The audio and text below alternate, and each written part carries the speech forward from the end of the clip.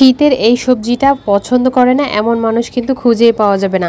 বাজারে শীতের সব সবজির ভেতরে এই সবজিটা সব থেকে বেশি পছন্দ আমার। তো এই সবজিটা দিয়ে আজকে সুন্দর একটি রেসিপি আপনাদের সাথে শেয়ার করব।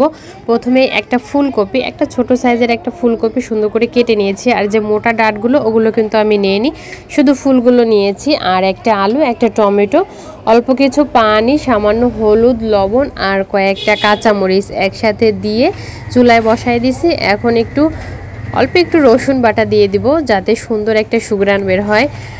রসুন বাটাটা দিয়ে ভালো করে নাড়াচাড়া করে দিয়ে এটাকে ঢেকে দেব। আর পানিটা পুরোপুরি শুকিয়ে 10 থেকে 15 মিনিট মতো এটাকে একটু রান্না করে নেব। আচ্ছা, আমাকে জানাবেন তো এই সবজিটা কার কার পছন্দ, কে কে খুবই পছন্দ করেন আমার মতো এই সবজিটা খেতে। আমি তো খুবই পছন্দ করি এই সবজিটা খেতে শীতের।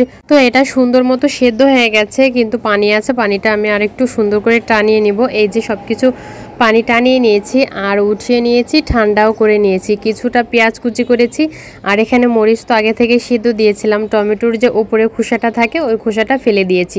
স্বাদ মতো লবণ দিয়ে আগে পেঁয়াজটাকে ভালো করে ডলে নেব, তারপরে পেঁয়াজ মরিচ একসাথে সুন্দর করে মেখে নেব।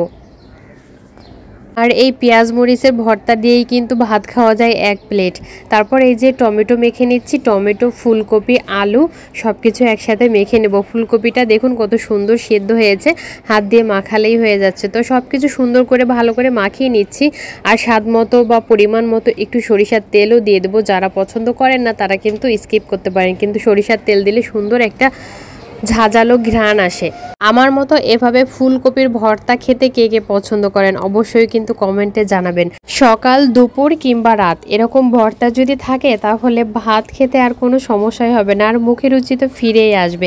যাদের মুখে রুচি নেই তারা কিন্তু অবশ্যই ট্রাই করবেন। এরকম মজাদার ভর্তা হলে ভাত একটু বেশিই খাওয়া হয়ে যাবে। তো রেসিপিটি ভালো লাগলে অবশ্যই লাইক, শেয়ার ও কমেন্ট করতে ভুলবেন না। আজকের মতো এখানে বিদায় নিচ্ছি। সবাই ভালো থাকবেন। আল্লাহ হাফেজ।